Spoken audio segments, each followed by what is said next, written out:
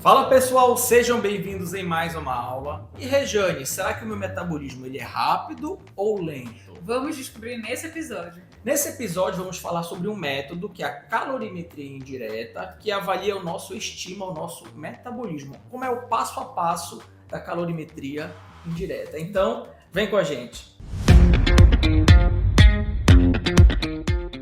Rejane, antes daquele recado muito importante, qual é o recado? Curta, compartilha e comente aqui as suas dúvidas. Isso é muito importante porque assim o YouTube vai entender que esse conteúdo ele é relevante e vai entregar para mais pessoas. Lembrando que toda semana tem videoaula nova.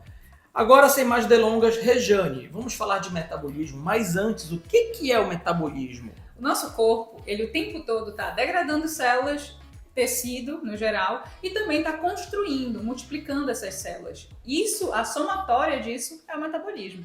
É o quanto que essas reações acontecem no nosso organismo.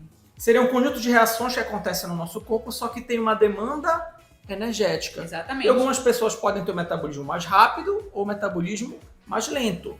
Depende se a pessoa tem uma doença, como diabetes, por exemplo, hipotiroidismo, tem doenças que afetam o metabolismo e o teu estilo de vida. Principalmente o estilo de vida, né? Perfeito. Aquelas pessoas que são mais ativas, que têm mais massa muscular, que são mais jovens, que nem eu, elas normalmente têm um metabolismo mais acelerado ou mais rápido. E a pessoa que tem mais idade, pouca massa muscular, que é pangaré, o famoso sedentário, ele tem uma tendência a ter um metabolismo mais lento. E às vezes a gente até entende ou associa uma doença a necessariamente um metabolismo mais lento ou mais rápido. Quando, por exemplo, uma pessoa que tem um estilo de vida mais ajustado, melhor, ela acaba sobressaindo em relação a esse diagnóstico, a hipotiroidite, por exemplo.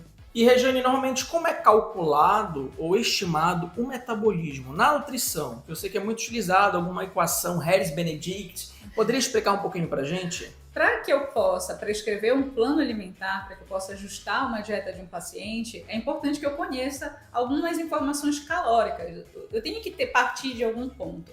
Então, para eu partir de algum ponto, se eu não tenho a calorimetria indireta, eu faço estimativas com as equações preditivas. E a mais conhecida é essa que tu falaste, a Harris-Benedict. Mas existem outras para outros públicos, para o público acamado, para o público que tem alguma doença, a gestante, para crianças. Então, dependendo do público que você atende, eu uso uma equação diferenciada. A atividade física também tem especificamente para eles. E também existem métodos, instrumentos que tecnicamente podem ser considerados mais precisos do que uma equação, e a gente vai explicar justamente sobre isso, que é a calorimetria indireta. A Regiane vai avaliar o meu metabolismo, depois ela vai explicar o resultado. Primeiro vai ser o passo a passo.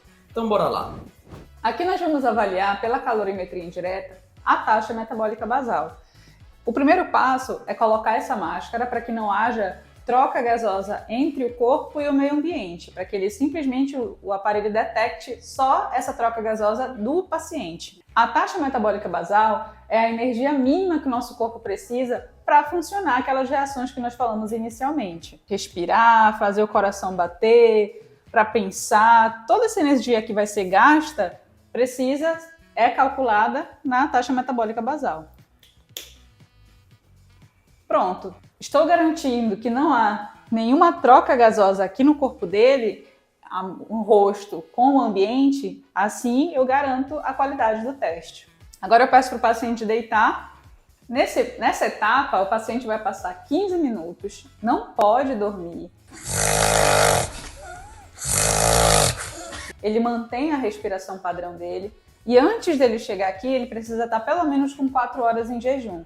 Não é interessante que ele tenha tomado nenhum estimulante e nem que ele tenha se alimentado e nem feito nenhum tipo de treinamento. Então é importante que ele tenha, nessas últimas 4 horas, ele mantenha jejum para que a gente consiga ter a taxa metabólica basal, que é ele em repouso. Durante o exame, vocês vão perceber algumas informações relevantes. A taxa metabólica basal real e do lado direito a prevista, baseada na Harris-Benedict, na equação. Além disso, é estimado o QR, coeficiente respiratório. Esse coeficiente respiratório vai nos dizer o quanto de carboidrato, ou o quanto de gordura está sendo consumido para produzir energia para aquele paciente. Durante o teste, o paciente ele não pode dormir, é importante enfatizar, porque senão a curva que vocês estão vendo sendo criada aqui, essa curva ela vai baixar muito. E a taxa metabólica basal pode também aparecer diminuída em relação ao que ela realmente é. A hiperventilação também não é adequada, então é importante que se ele estiver sentindo alguma dificuldade na respiração, isso seja ajustado. Rejane, depois desses 15 minutos eu queria que tu explicasse o resultado, quanto foi que deu a minha taxa metabólica basal. Prevista pela equação, seriam 1.911 quilocalorias por dia. É o mínimo de energia que ele gasta para manter as suas funções vitais, coração batendo, ele pensando, ele respirando, a energia que a gente gasta para contrair o músculo, para se manter em pé e assim por diante. Isso seria o mínimo que eu teria que comer por dia. Isso. É a mesma energia que a gente precisa contabilizar para ele consumir, para poder cumprir essas funções, né? Funções vitais, perfeito. E além disso, o que deu de resultado dele foram 2.146, ou seja, calculado, estimado pela equação, foram 1.911 e o real foram 2.146. Quando nós estamos prescrevendo a alimentação daquela pessoa, essas 100, 200 quilocalorias fazem diferença. Principalmente no processo de emagrecimento, no processo de aumento de massa muscular, é importante que a gente releve essa quantidade aí e que ela seja muito acertada. Então, se eu vou estimar por meio dessas equações, pode ser que essas 100, 200 quilocalorias a mais façam diferença no resultado.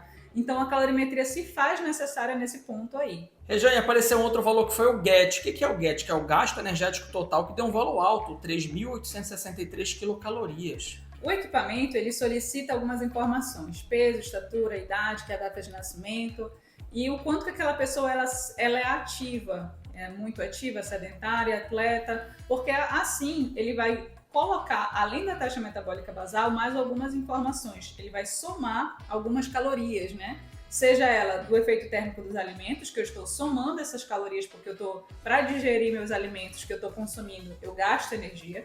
Isso é o efeito térmico dos alimentos.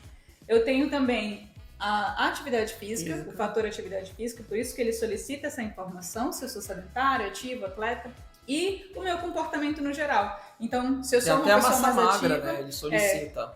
a massa magra, o teu peso, estatura, essas informações em conjunto com o que foi solicitado aqui do cálculo da quantidade de volume de oxigênio inspirado e de gás carbônico expirado, assim ele vai te dar a taxa metabólica basal somado ao gasto energético total, que são esses outros fatores, efeito térmico dos alimentos, massa magra e atividade física. E teve uma outra variável que apareceu que eu achei interessante, que foi o coeficiente respiratório. As pessoas que são mais atléticas, elas têm uma tendência a baixar esse coeficiente respiratório, que é chamado de QR no inglês, que significa se o teu corpo está utilizando mais gordura ou carboidrato em repouso. E o meu deu que eu estou utilizando mais gordura. Deu quanto, Rejane? 56%. 56,2% de gordura e carboidrato 43,8%. O QR dele, né, o RQ, deu 0,83. Quanto mais perto do 1, ela está usando mais o carboidrato, e quanto menos, isso significa que ela está usando mais gordura, que é uma pessoa, subtende-se que ela é uma pessoa mais ativa. São informações muito relevantes aí, né, Rejane, que são decisivas para uma prescrição dietética com mais precisão, né? Assertividade, né? Essa seria a palavra. Se vocês tiverem dúvidas com relação à calorimetria, ao metabolismo, ao exame, pode colocar aqui nos comentários onde é que a gente pode fazer esse exame aqui na clínica Nutrimétrica. Então, não esqueça de comentar. Até mais. Até mais, gente. Até o próximo vídeo. Yo, what do you on the world? Only on the Zarda.